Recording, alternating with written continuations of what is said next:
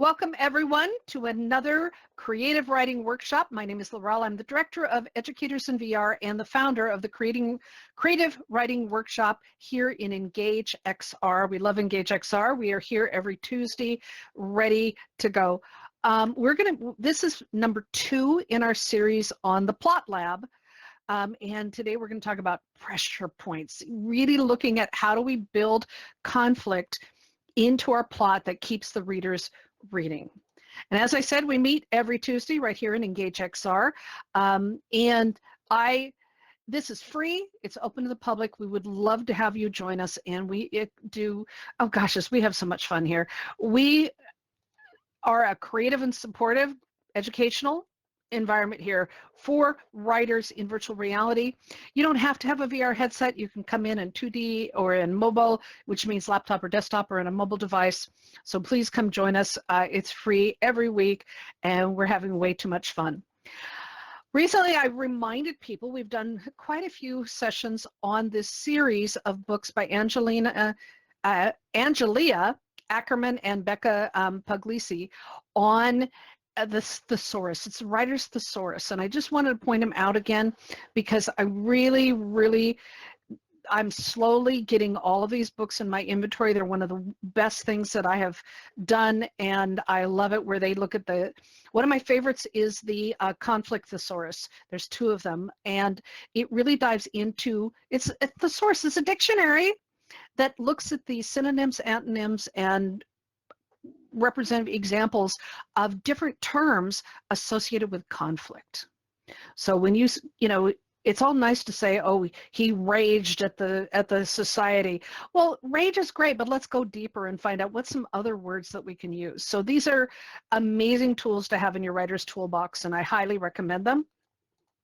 We also, many of the things I'm going to be talking about are based on my friend Larry Brooks, does these great books that dove right in with a little bit of football and sports analogies in it, but dove in and analyzed how stories work, how plots work, and really looking at the engineering and the physics. And I highly, highly recommend these books. These are tomes. These are big textbooks, but they do dive into a lot of things we're covering. I want to remind everyone that June 30th, the end of this month, we're having the reading event. Get your stuff ready. In August, we're either going to take our normal break, or Tang Whistle is tentatively talking about coming back and doing her Odyssey and Ink session, so get ready for that. We're still kind of on the fence, but I'm really hoping that we can do NaNoWriMo is over. We're now doing VRWriMo, a virtual reality WRIMO, the virtual reality writing month, which is normally in November, but we do all the preps and everything in September and October. And October is also our scary storytelling month. And in December, we have our holiday storytelling events. So keep those in mind as coming up. This year, we've been doing our month, doing something different, and I'm liking it. I hope you are. We're tackling subjects by month, and last month we were looking at building believable people, and this month we're going to use some things we talked about and building those believable people. We're going to be talking about today in our plot lab, designing tension, stakes, and structure. So get ready for that. The breakdown that we're doing for this series is, last week we covered story engines, really looking at structure, conflict, and momentum. That was fun. And this week we're on pressure points, the conflict that keeps readers turning pages.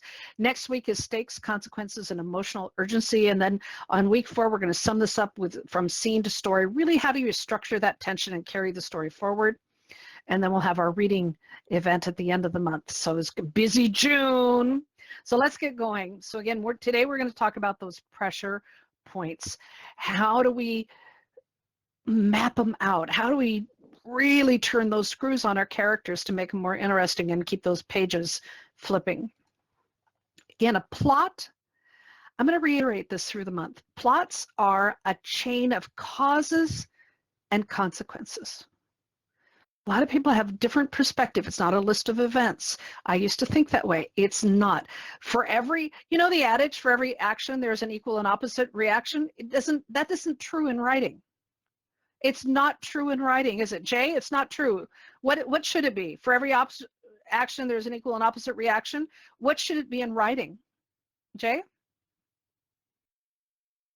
Uh, for every meaningful action, there is a consequence. There is a result uh, that turns into an action to which there is another result, which turns into another action, which goes on until there is a conclusive result. You're close. You're close. Okay. You're close. Okay? No, you're really close because that's like an avalanche.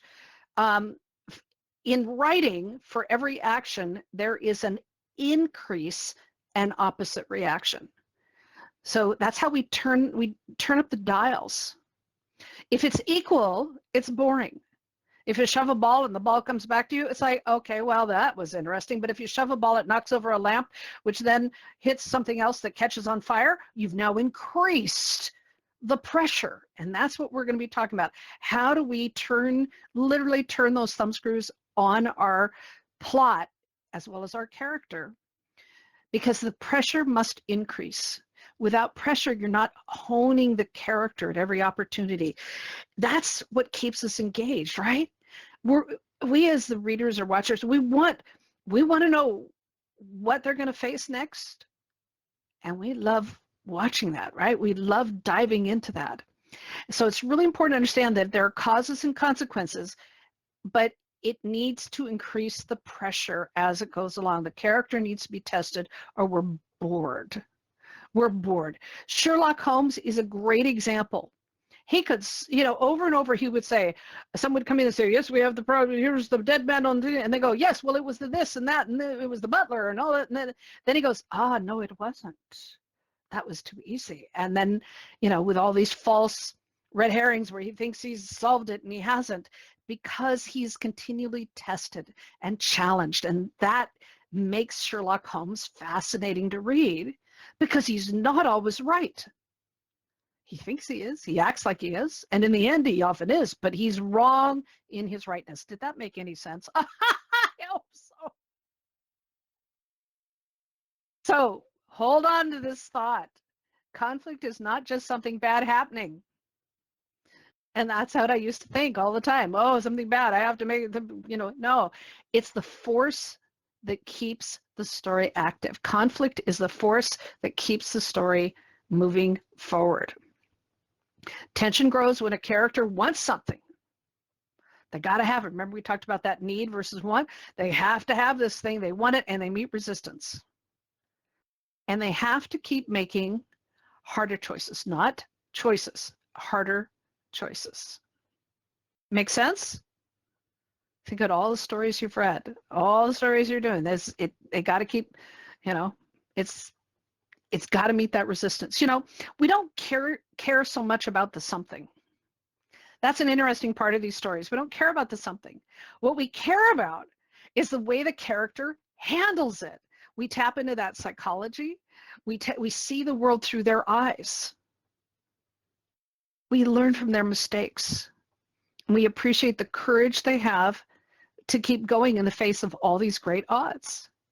So when they hit the resistance, when they hit whatever that obstacle is, it's not always about the obstacle. It's about how they handle it. And don't forget, we want our characters to succeed. When we're reading the book, we want the love to happen. We want the adventure to happen. We want them to solve the mystery and solve the crime, whatever. But we don't want to make it easy for them. The success that is too easy is boring. Which is why I brought up Sherlock Holmes, because he always immediately he solves a crime only to find out that he missed something, that it wasn't as easy as he thought. And that's what we like go, oh, even Sherlock Holmes, the best of the best, can be challenged. We want him to be challenged, which is why when the character of Moriarty came on board, oh, that was brilliant. Someone who Sherlock Holmes could not defeat. Then he became even more interesting. So keep that in mind as you go through these things. And I want a reminder from last week, we talked about beats, which are those little emotional moments in our stories. They're tiny moments and turning points that move the story forward. We can have big ones, But I want you to pay attention as we're talking about this to the actions, reactions, revelations, the emotional shifts, that when things shift and change, again, that's when that conflict happens. Pay attention. Okay. So conflict is about tension and stakes. Tension is what the reader feels, and stakes is what the character stands to gain or lose. We talked about this last time when we were doing the last month, but I want to bring this image in from Project Hail Mary, because there is, when we talk about show, don't tell, this is like a classic textbook example. In Project Hail Mary, when Grace does the math, newly woken up, etc., he does the math to figure out how much fuel he has and everything. And many things happen, but most importantly, the results that he gets in the math is 113.8 years. That is how far he is from Earth. That's how long it will take him to get back. What do we know? This is a very powerful number. Making the author's choice to make it 113.8 years, why is that an important number? What does that mean? When you were 100, go ahead, Steph. There'll be no one left that he knows. Okay, so that means but there's something else. That means that the people know the plot. The main plot of the story is that Grace has been shot off into outer space to come up with an answer before Earth dies, basically. Okay, but without knowing that plot point, what is magical about 113.8 years? That sounds like a specific number, and if you don't meet that, things can go terribly wrong. Right, okay, but what does that number, if 113.8 years, what does that mean? What does it mean to our character? What does it mean in the story? It's pretty simple. He's never going to make it home. He's never going to get home.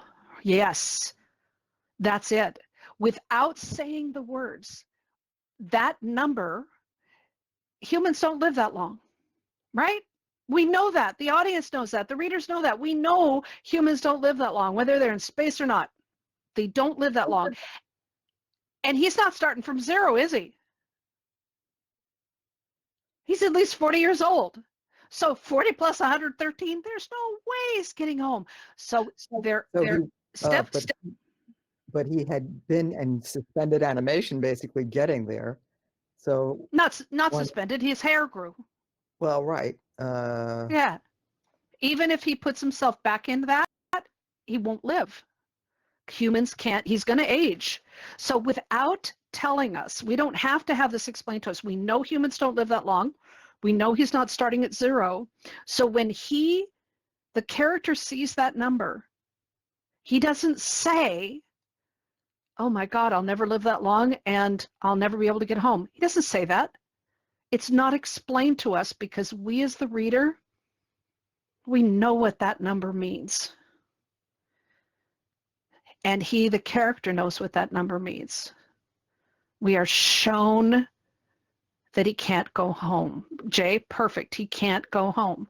You don't need to know the rest of the plot or the reason he's out there or anything. You know from that number, he can't go home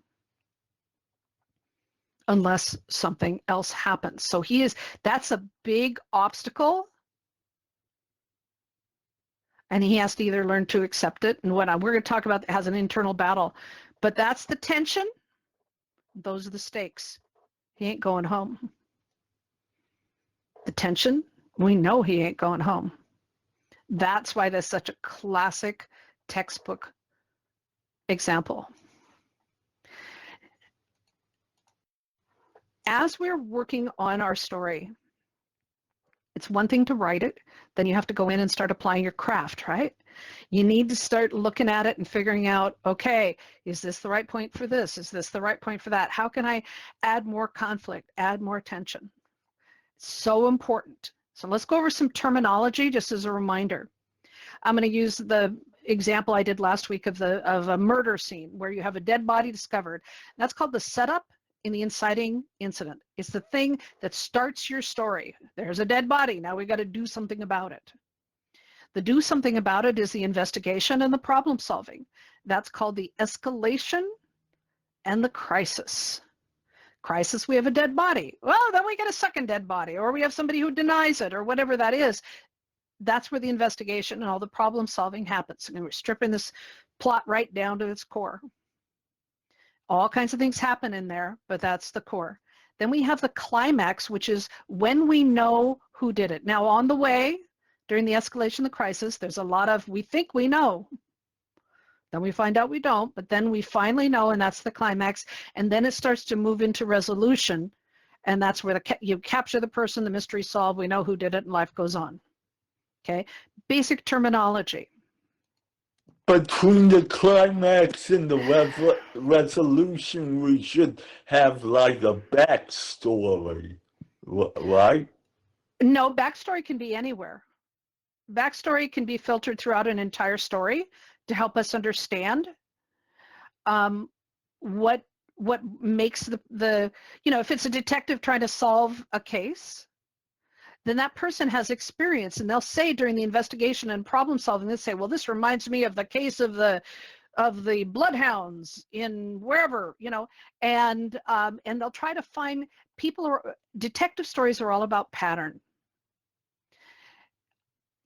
That's all the way through. And many times in real life police work, they actually don't catch the person until they've done the second or third crime, because then a pattern is created, or fourth or fifth or sixth or seventh, because they're always looking for patterns, and the same thing holds true. So the investigation and the problem solving can have a long pattern or short pattern that where they think they know what it is, they're trying to find connection, they're trying to figure it out. And you'll find this in every detective show, every police show is about trying to identify the pattern of the criminal.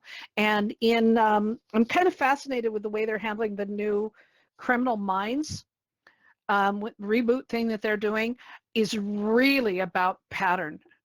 And when they think someone's copying their Sakaris, the big bad guy person, they're looking for pattern, and if it doesn't match the pattern, then it's not a Sakaris related murder. So it's about the pattern all the time, over and over again. Okay, so those are the basic terms, and backstory can fit in anywhere at any time, as long as it lifts the story and moves it forward. It needs to have a purpose in there. We've talked about backstory before. Now, the W plot is one of the most common plots, structures, frameworks, where you have a triggering event, something happens, and then you have a turning point, something else happens, and then you have the second triggering, because things then escalate, and you have the second triggering thing that leads to what's called the dark moment, or the dark night of the soul. There's many different romantic terms to this, where they've tried and tried and tried, and everything's failed, and there's no hope left. Everyone's left them. The allies have gone on, and they don't know what to do until finally they find that spark within them, and blah blah blah. They then resolve the point, and it ends. Again, something happens, and it takes them there. So we need, whatever framework you're working with, it's always based on finding where those points are and tightening those screws. And that's what we're talking about. How do we dig into that? How do we find those pressure points? Tensions rise when objects get closer. They get sharper.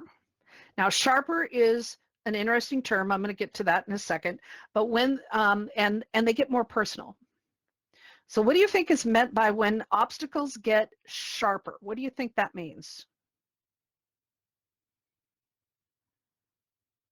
Jay, what do you think that means?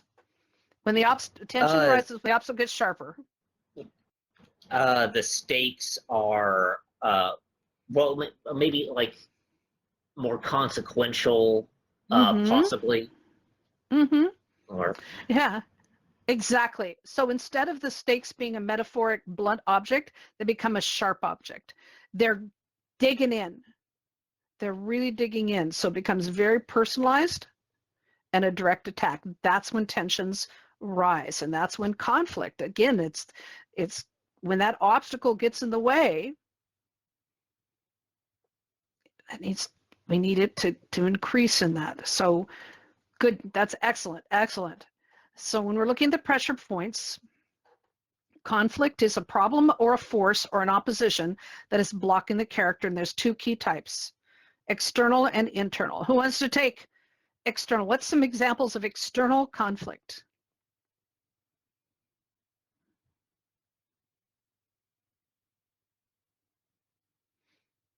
Ian, do you want to take what's, or Steph? Go ahead, Steph. You have a foe outside of yourself that you have to either fight back or somehow come in conflict with. What are some examples? The typical good guy, bad guy in the Western, Mhm. or let's see, or a political, someone running for office against someone who is, say, not very ethical, and they become the foe. What else? More conflict like that, you know? Mhm. Okay. So another person, the enemy, the bad guy, whoever it is, the environment is a part of that. Environment is a big one. That could be weather, that can be, the terrain you're in, it could be all kinds of different things with the environment. Society, which is political and whatnot. A danger, a risk of something, that can be in any shape, or a mystery or something. Those are good examples. Ian, what would be an example of an internal conflict that the character might have? Well, like,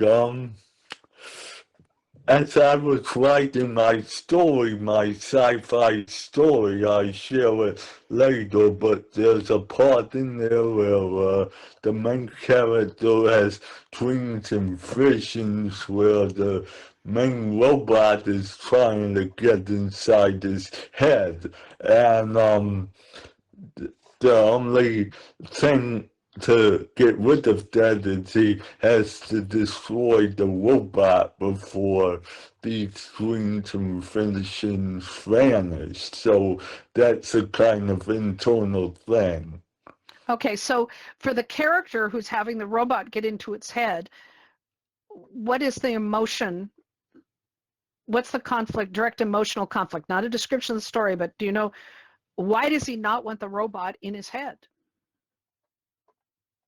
Oh, because he's getting held back from what he sees. He's not seeing reality the right way, and he wants to get it back right or something. Beautiful, beautiful. That's exactly right. And so he knows his reality is shifting, so he has confusion and frustration and fear that he's going to lose himself and his view in the world. Excellent examples of internal conflict.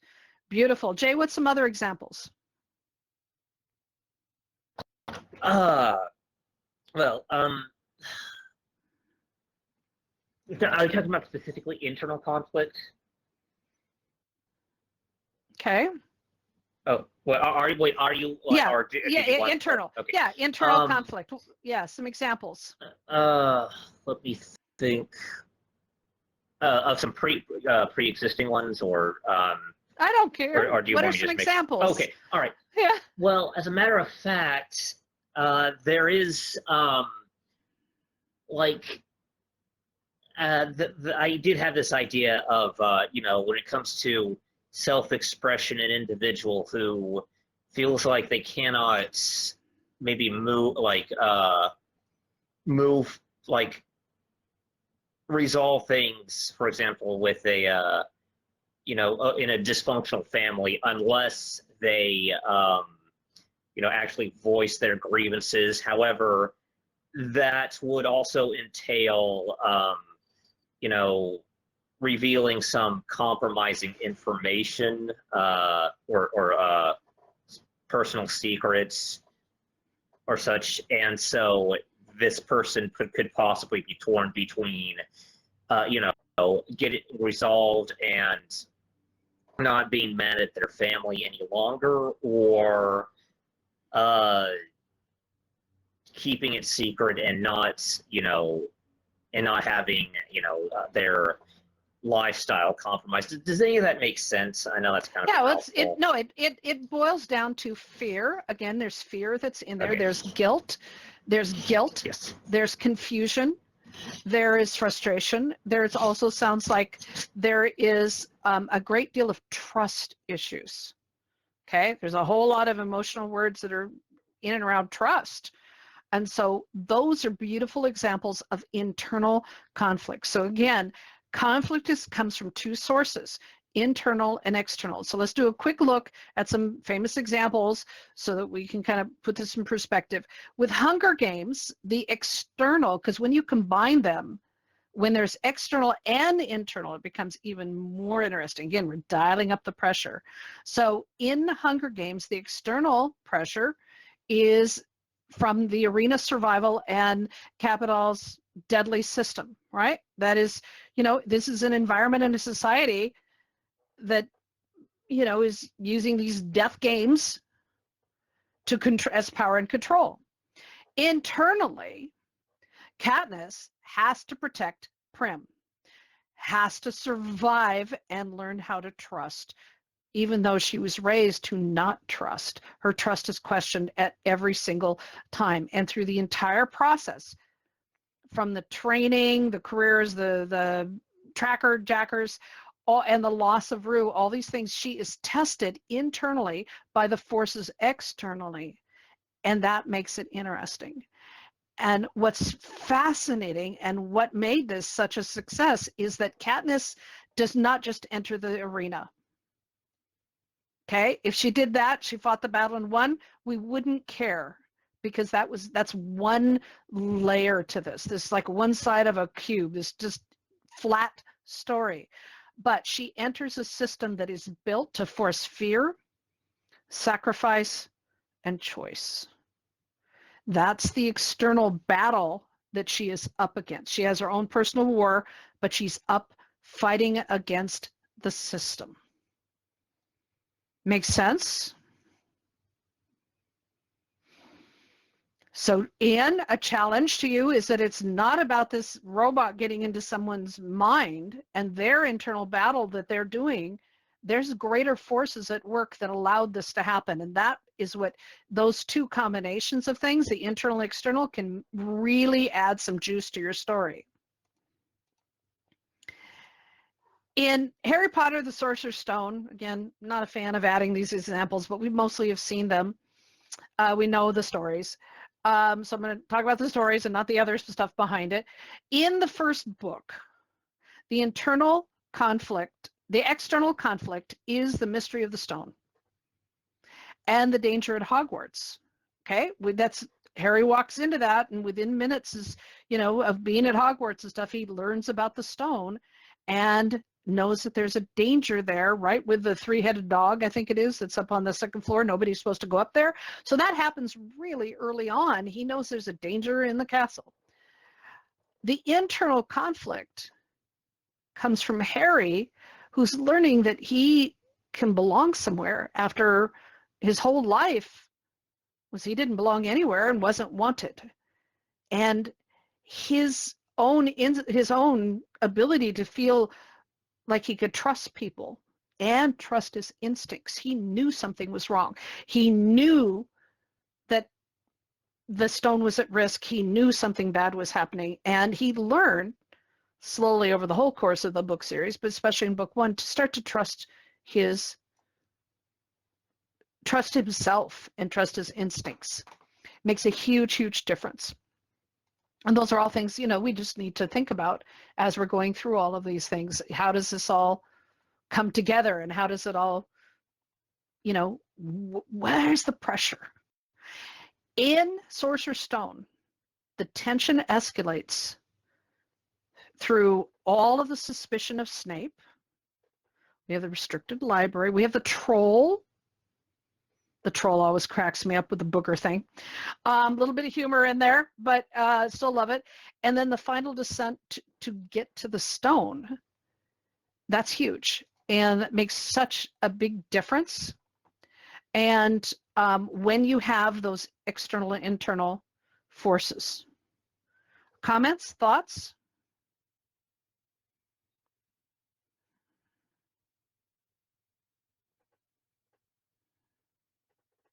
And welcome, Tang Whistle. Glad you're here. Hello. Hello. Okay, so let's dive into this. You add tension by making the next step in your story harder. Again, cause and consequences. You add stakes by making the outcome matter more. Now, how do you do that? How do you structure this? How do you add that tension? How do you make this all come together?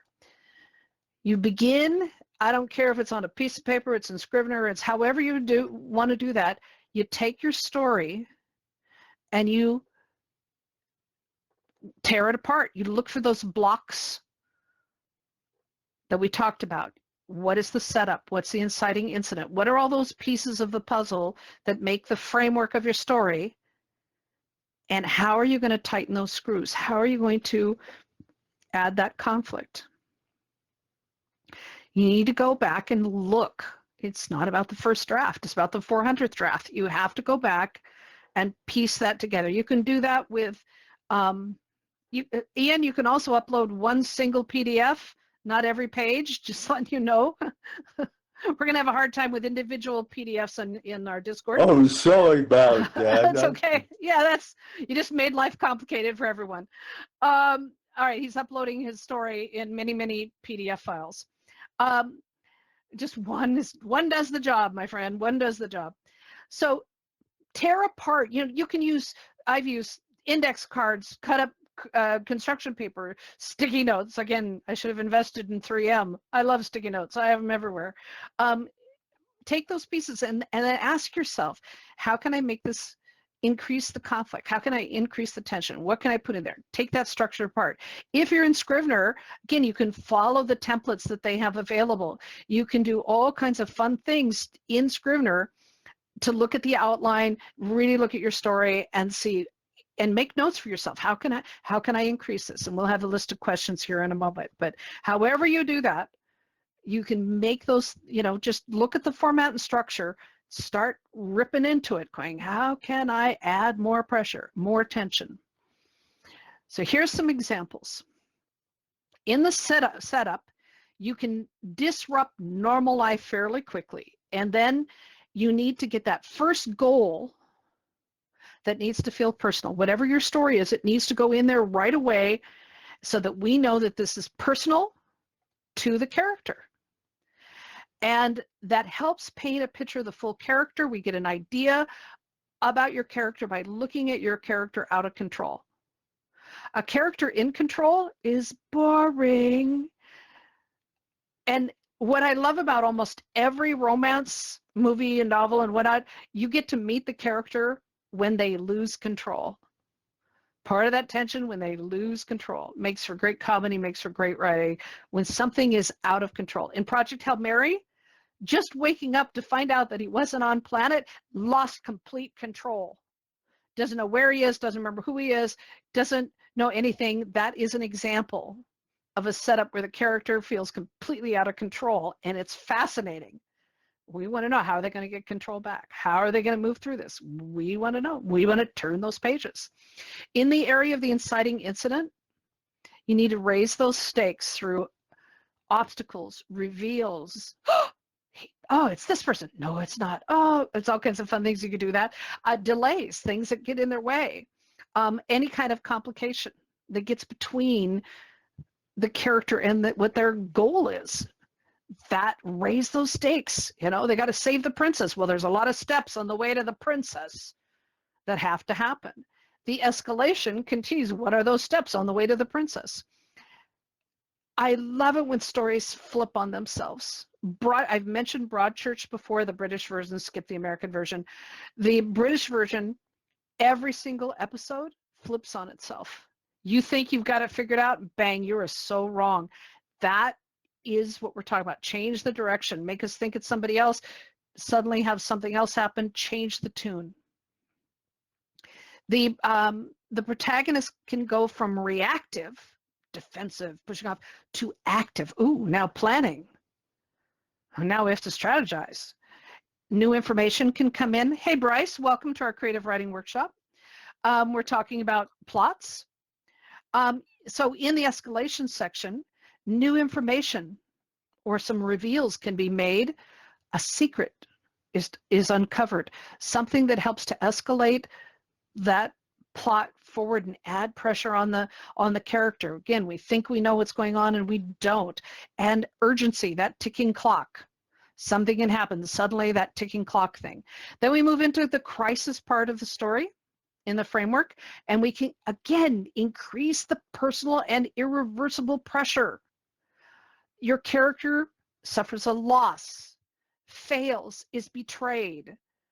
There's a decision that's made that can't be undone. You get to pick from these or use all of them.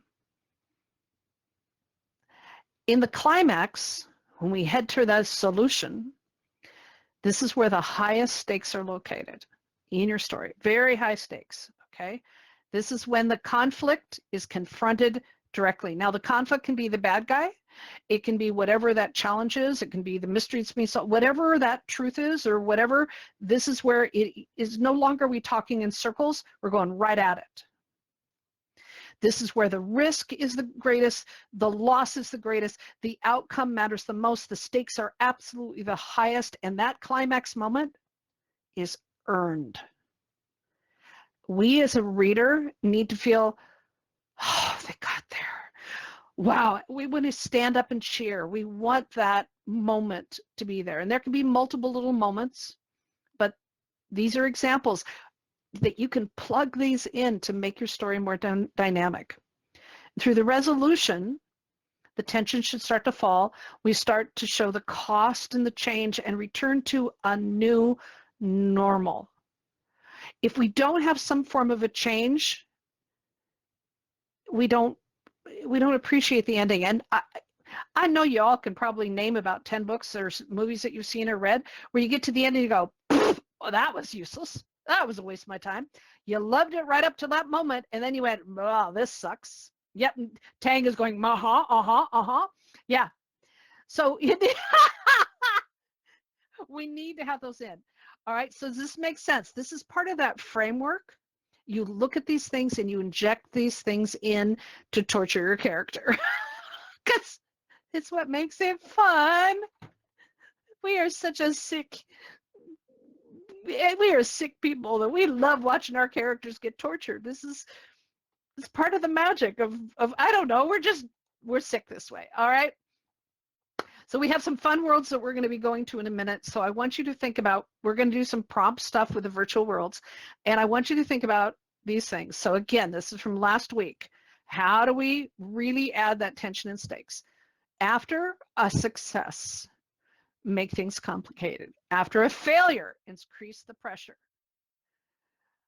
Anytime that they are close to getting it, raise those emotional stakes. Make this harder, okay? Make it more painful. Make there be a trade-off between two important things. No compromises. Something has to suffer here. There must be pain, or we just don't enjoy it. Like I said, we're sick creatures, we are. So as we go in these worlds, I want you to really ask yourself, we're going to come up again, we're going to imagine some character in a scenario. Who or what stops the character? What do they fear? What becomes harder? What's at risk if they fail? What's at risk if they fail? The math, for those that love the math, is that there is a want plus resistance equals tension. Whatever they want, obstacles have to be in that way, and they can't get it. Without that resistance, they don't get it, and that equals tension. Any quick questions before Stanza Trees that is in our Educators in VR account today waves his magic wand and takes us to our first world? Any questions?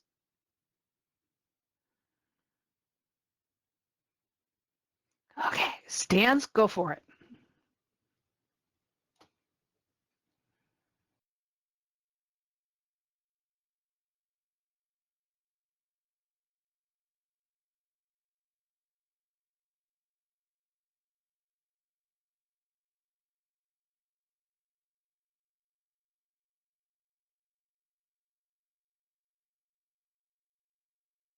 All right, everybody here? Waiting on Jay, taking a little longer. Spread yourself out. Wander around, take a look. Everybody's amplified. There's Jay. Excellent. All right, so we're on an oil rig. You can wander around and look. And I want you to come up with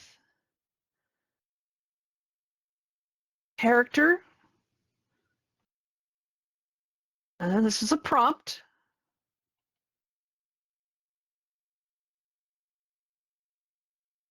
And then you're going to come up with who or what stops the character. What do they fear? What becomes harder? What is at risk if they fail? So we want to have the want plus resistance equals tension. All right, who wants to go first?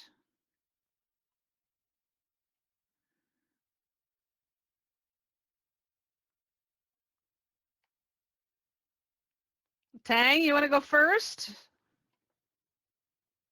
All right. All right. Spinning this off the top of my head. Mm-hmm. Jen, Jen, is an eco-terrorist who got a job on the oil rig to sabotage it, and things have gotten very much out of control, and the stakes right now are they are the only one who knows about that fire, but that's going to change very quickly. And if they put that fire out, it's going to reveal them as an eco-terrorist because there's going to be security footage. And if they don't put it out, well, not only could they possibly die, but that's going to be a very big eco-disaster in about 2 minutes. Wow. Nice. That? That's beautiful. That's beautiful. Well done. Okay, so so what was missing a little bit is what do they really want? What do they really want from doing this? The goal was to get the oil rig shut down and to create attention on the ecological disasters that oil companies keep creating. Okay, take it a little bit further. Because I'm not seeing a personal investment. Oh, personal investment, right. I don't know. Okay, well then let's do. Steph, what would be a personal investment to the story that Tang just did?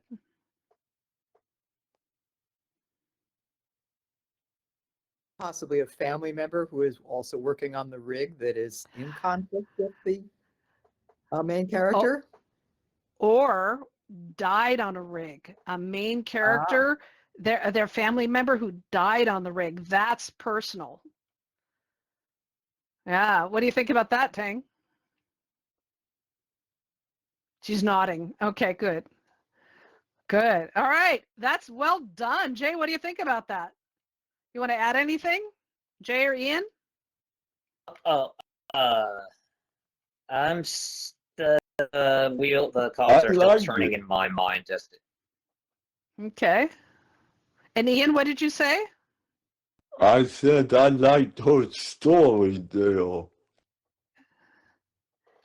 Thank you, it's Ian. a great one. Yay! It's a great story. And you hit all the things. So you got who or what is trying to stop the character. What do they fear? What becomes harder? And who's at risk if they fail? And also that personal agenda. Again, internal, external. When you combine internal and external forces that are getting in the way, it's part of the obstacles. That adds to the magic. As soon as we added the personal, did you feel the scales go up?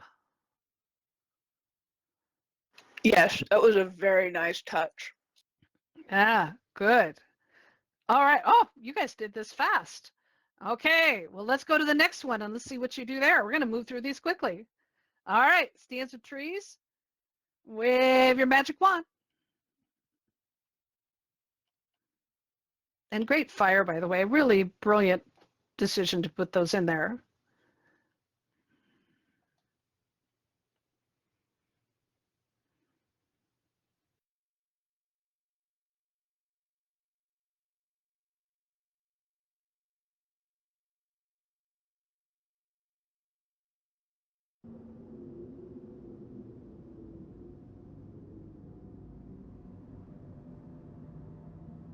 Okay. Is Jay in here yet? Oh. Stands with trees is going to be king. All right. So Jay should be here in a second. Joe, Steph, you want to do the story here? Being brought before the king, a subject that had been loyal, but for some reason has been brought in as if an enemy, comes before the king only to find out that he is actually related to him. Okay. You are banished. Be gone with you.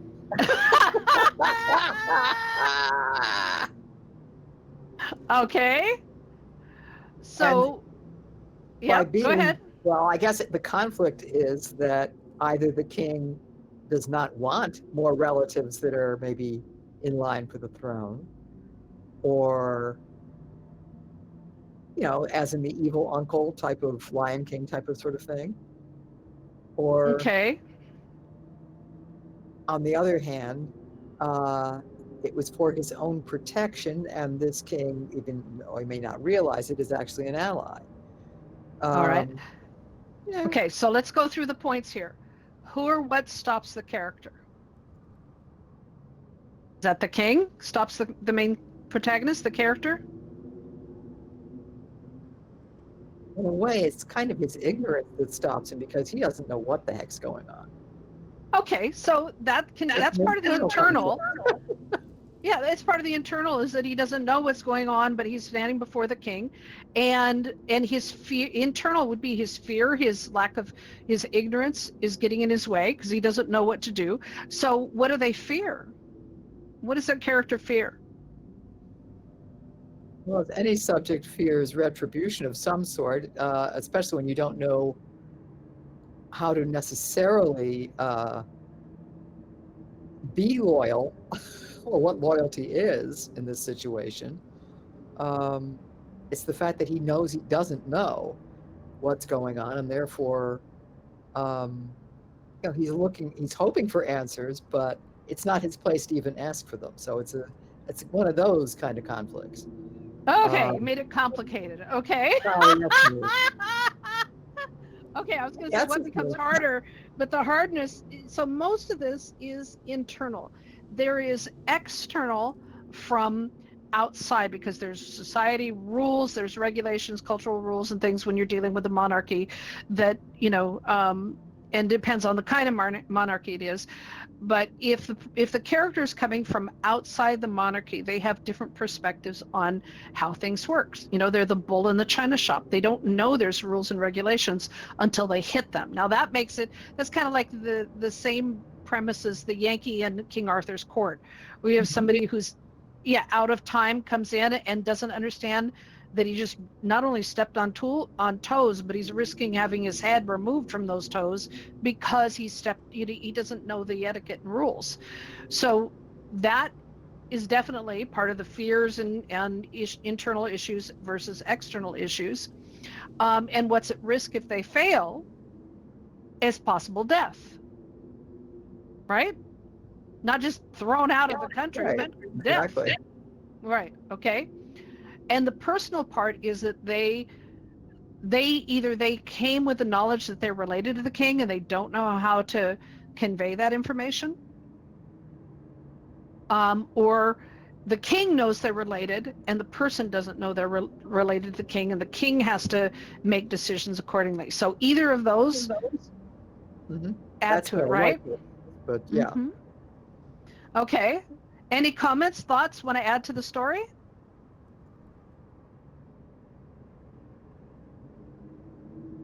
And we've all turned our backs on the king. I should stand over here. How dare we? Turned our backs on the king, on King Standing Trees. Okay. So you're here to worship. Yeah, we're here to worship. Okay. How would you add to the story? Matthew, the Royal Highness. Yes, exactly, exactly. Anything you want to add to the story to create more tension and pressure?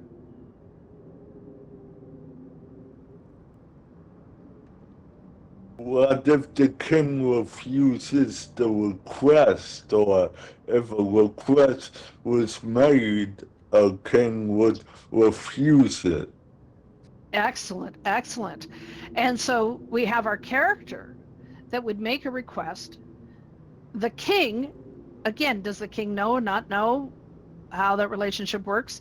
By refusing, how would things escalate? How do we increase the tension on this character just a little bit more? Who's come to meet the king, has now been denied. What would be the next steps after this character? There he goes. Yes, I have denied you. What would be the next steps for this character? Well, he either stands up for himself or he runs for his life. And since probably he wouldn't succeed at running for his life, he has to stand up for himself and demand that he either be told why he's there or accept him leaving. Okay.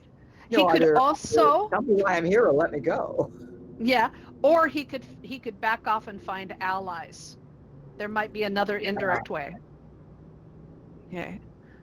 All right. Do we have one Or more he that could do we have, find oh, somebody higher in rank and try to override that decision. hard to find somebody higher than the king, but someone more influential with the king? Yes, absolutely. Absolutely. All right. Do we have time for one more? You guys are doing great. I want one more. All right. Stans, wave your magic scepter now that you are king. One more. On his throne. Yeah. Yeah.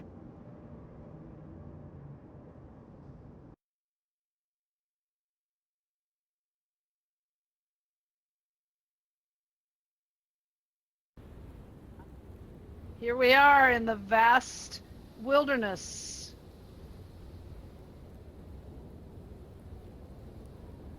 Waiting on Jay and Tang. Don't go too far. Okay. So, Ian, just give us a scene of putting a character in here. What would be? Just give us a small scene.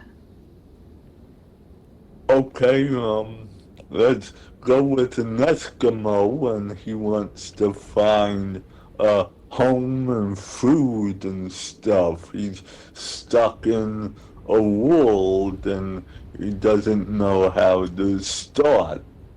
Okay, then let's change it from an Eskimo who knows to someone who is not an Eskimo, because that Eskimos know how to live in the snow. They've spent their whole life doing that. They have centuries and centuries of thousands of years of history in it. So what would be, let's have a character that does not have experience in the mountains, stuck in the All snow right, we'll mountains. go with a plain person then. Okay. He gets dropped off in the winter environment such as this, and his first thought is, I gotta go get a home or something, or I'm gonna freeze to death. Okay, so he has to find. So we have somebody who's lost in the mountains, the snow and the ice and the cold, and needs to get shelter to protect himself and food and everything else. Now, who or what is stopping the character?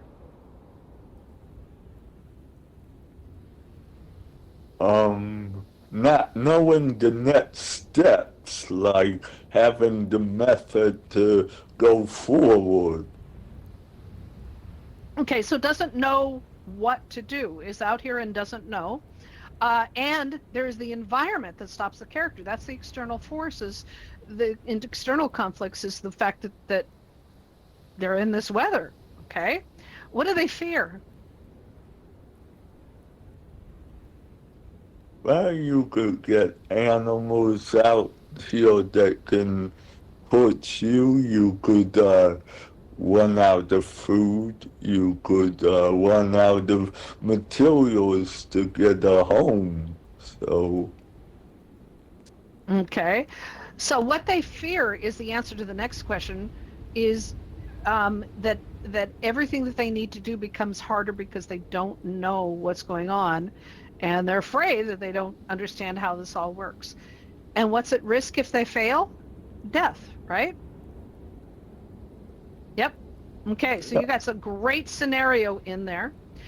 And they have a want, a resistance, and a tension. Now I want to flip this on its ear. There's a great interview on NPR, the National Public Radio, yesterday I heard, and I don't know the movie or the book that came out of this because I was driving and I couldn't write it down. But a man flew out of his home down in California or wherever he was after a breakup. Very serious breakup. He was in major grief and all of the romantic whining and all that stuff. And he decided to take himself as far away as he could to a completely unfamiliar space that he'd, out of his comfort zone completely. And he flew to Juneau, Alaska. And the next day, the lockdown happened in Alaska. He didn't have the place he was going to stay, wouldn't allow him in because everyone was in lockdown. So he managed to find a place to stay in, a closet, basically. He said it was this little tiny place that he could stay in. But he didn't know the area, he didn't know the people, and he was completely isolated from everyone because of COVID lockdown. So he was literally, like, metaphorically, even though it was Juneau, Alaska, dropped into the middle of a place that he didn't understand at all, dropped in the middle of a mountain, basically, and didn't know what to do with himself. And he describes walking the streets that he didn't know, thinking about his life and the loss he just had with this breakup relationship, and he ended up thinking about the history of his family and how his family and here he's one example, continues to make bad relationship decisions, and that led to his book. It led to his story. And so this is a great example that can be used metaphorically to represent somebody outside, being dropped into where they have no connection, no allies, nothing there, and has to figure out how do they do this. And in doing so, they identify what their fears are, and their fears have nothing to do with the environment. The fears are that they're going to repeat the behavior of the past, and that is generational trauma. And what becomes harder is breaking that cycle. And what's at risk if they fail? They're going to continue to make bad decisions in relationships, like they made a bad decision to come to Juneau, Alaska the day before national lockdown. So not good decision making. So this would be a great example of that isolation as a metaphor for that. Again, the math is want plus resistance equals tension.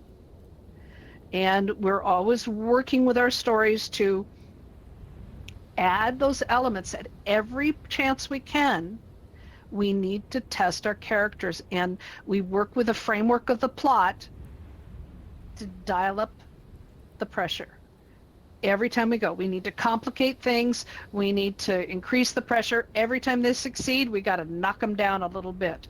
That's what makes it interesting, and that's why I say over and over again, study psychology, because the more you know about the psychology of different personalities and characters and characteristics, the more fun you can have with them as you test your characters to see what they will do.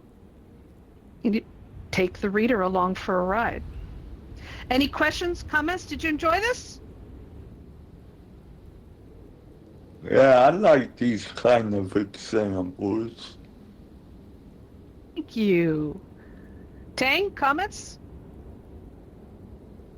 I lost audio there for about a minute, and I was half an hour late sorry. getting in, but I thought this was lovely today, and I have another book for my novel pile. Thank you very much. I love it. I love it. Wonderful. Steph? Well, I got a little distracted by the wind in the royal chamber for a while. Um, a little too atmospheric, perhaps, but Mm-hmm. um, unlike Tang, who seems to be able to exude storylines at the drop of a hat. Yeah, Right. I literally made that up on the spot in less than a minute. Yeah, That's I just beautiful. do not have those resources. I don't know how I do it. It just pops into my head. You know, Yeah. some people can, yeah, some people can whip these things out. Other people, like me, has to process. So there's no right or there's no wrong in it, but our ability to sit there and just ask ourselves over and over again, what if? And that was what was so fascinating about hearing about this guy who ended up being dumped in Juneau. And I go, okay, so what if you get dumped in Juneau, Alaska, and you've never been there, and 12 hours after arrival, the entire world locks up and locks down? What do you do? What kind of decision do you make? Okay, then what if you find a place to stay, but you can't stay because it's a little closet? You can't be in there 24 hours a day for 3-4 months. What do you do? Okay, well, you walk the streets. You don't know where the streets are. So where do you walk? How do you get lost? How do you keep track? And so you keep what ifing. And I find that the what ifs often help really quickly generate a story if you just let your mind kind of wander.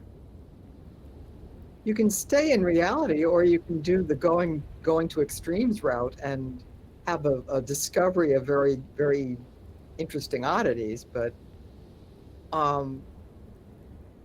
it's interesting to, I mean, that's not really conflict per se, aside from the fact that he's going through something with the estrangement he just had. Well, I think there's great conflict, internal conflict and Yeah. external. Yeah. In that, again, not a full story. We're talking about scenes and just specific things, not a full, I'm not going to be a whole book about how somebody was stuck in Juneau, Alaska during lockdown. Yeah, in a closet. That can only go so far. It's about what happens, and for this person it led to the inspiration to do the book and documentary stuff about his family's generational trauma with relationships and making very, very bad decisions. So if you want to look it up, because I don't have the details, but the documentary that he's working on is about how his mother was murdered by one of those bad relationships, and he's Asian American, and he just realized that history of bad relationship choices. So it had nothing to do with Juneau, it had nothing to do with the lockdown. It had to do with what he discovered in the process. So it's anyway, I'll try to find the story, the thing if you're interested, and I'll post it on Discord. Because we find the inspiration anywhere, right? That's the point. I use the mountain as metaphor, but when you're in story mode and you're in imagination mode, you can find stories anywhere. And I've mentioned this before. I love the formerly known as manhole covers. What are they? People hole covers, maintenance hatches, whatever the correct term is. I find them fascinating because someone had to propose a design. They had to actually get it approved through a whole bunch of city craziness that can happen with a government, and then go to have that design brought before a designer and say, can you do this? Can it go this way? What needs to be changed? And having it made, and then having that brought in and put on the ground, and people walk on it and dogs pee on it. But it is a piece of artwork that is a part of our lives that we walk on.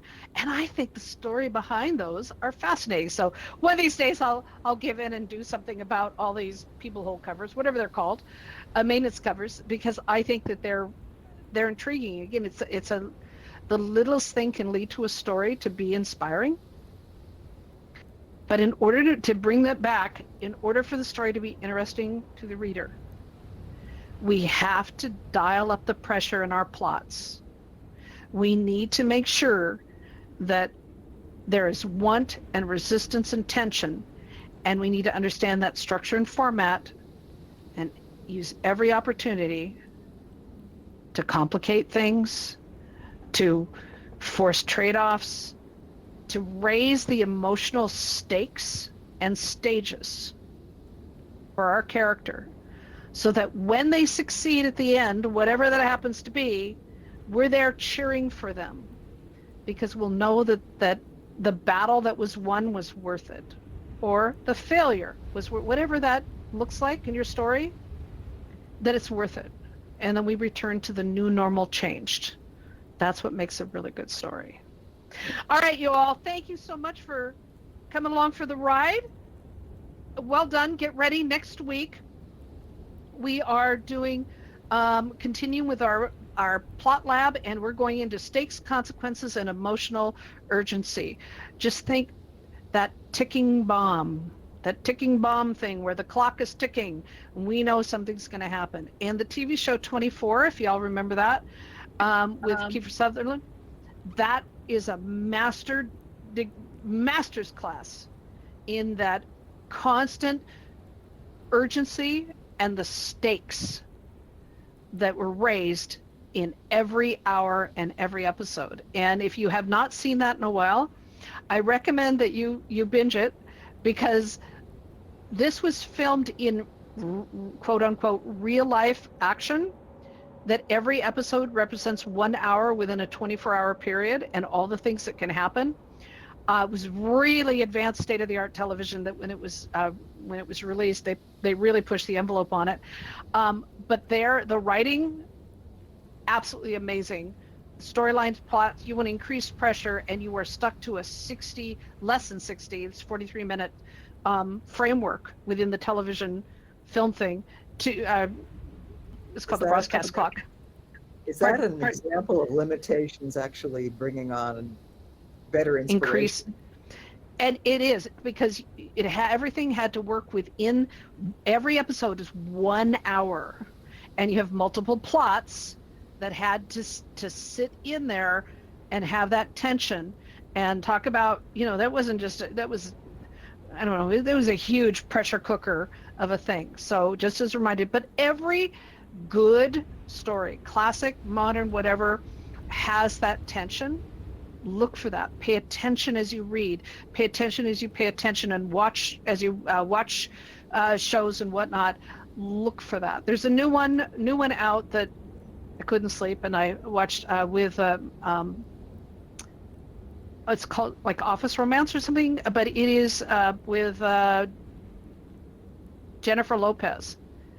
It's so stupid, but really great writing that kept, again, the plot kept adding more and more tension, and the characters kept tightening the tensions at every single step. Once you start paying attention to this, you'll start seeing it everywhere. And that's what I want you to do, is look at it and then take that knowledge, recognize it when you see it, and apply it to your own stories. How do you really just escalate the stakes and make sure that you have every step of that plot there's consequences that happen. All right, so we will see you next Tuesday, if not sooner. And get ready for the reading event at the end of the month, the last Tuesday of the month. We're going to be doing the reading. Get your stories ready. I'm really looking forward, because we haven't done a story reading event in a while, so I'm really excited about that. And thank you everyone for being here.